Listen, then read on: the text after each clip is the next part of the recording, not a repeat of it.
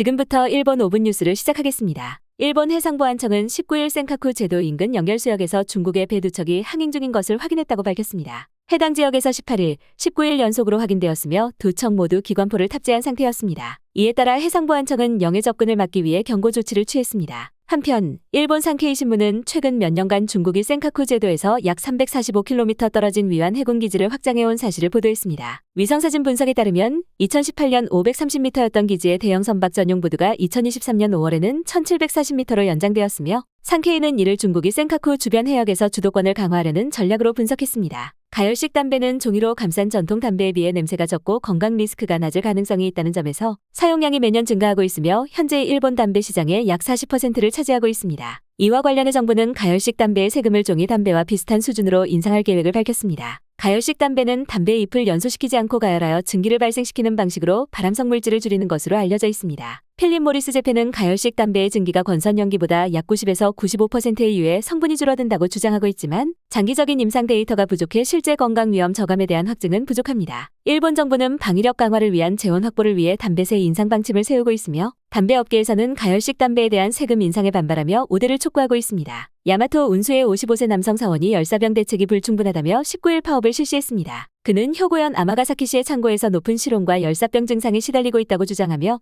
노동환경 개선을 촉구했습니다. 창고에 선풍기 등이 설치되어 있으나 7월에는 40도까지 계측할 수 있는 기온계의 바늘이 망가졌으며 실온은 최고 36도였다고 합니다. 이에 따라 노조는 이달 초순 야마토 측과 단체 교섭을 실시할 계획입니다. 최근 일본에서는 미야자키현에서 규모 7.1, 가나가와현에서 규모 5.3, 홋카이도에서 규모 6.8의 지진이 연속적으로 발생했습니다. 이로 인해 일본 기상청은 난카이 해구 지진 임시 정보를 발표했으나 15일 해제했습니다. 일본 정부가 난카이 해곡 지진 임시 정보를 발표하자 생수와 비상식품의 매출이 급증했습니다. 9일 발표 이후 생수 판매는 시코쿠에서 4.3배, 도카이 지역에서 3배, 긴키 지역에서 2.5배, 규슈에서 2.4배 증가했습니다. 육류 통조림, 즉석밥, 유아용 우유 등도 각각 1.7배에서 2.5배 늘었습니다. 이처럼 발표 전후로 판매가 급증한 후 11일부터는 안정세를 보였습니다. 그러나 19일 이바라키현 히타치시에서 규모 5.1 지진이 다시 한번 발생하여 난카이 해곡대 지진 발생 가능성에 대한 우려로 인한 시민들의 불안감이 커지고 있습니다. 일본은 최근 녹색전환 전략의 핵심으로 경제성장을 내세우며 배출권거래제를 포함한 성장 지향적 탄소 가격제를 도입했습니다. 일본은 탈탄소를 위한 기업의 금융 지원과 대규모 투자 자원을 제공하고 특히 전환금융을 통하여 탄소 다배출 산업을 지원하고 있습니다. 또한 그린철강, 그린화학 등 전략 분야에는 세제 혜택을 제공하며 기업의 자발적인 배출권 거래 참여를 유도하고 있습니다. 이에 따라 지난해부터 일본 온실가스 배출의 50%를 차지하는 747개 기업이 참여 중인 것으로 확인되었습니다.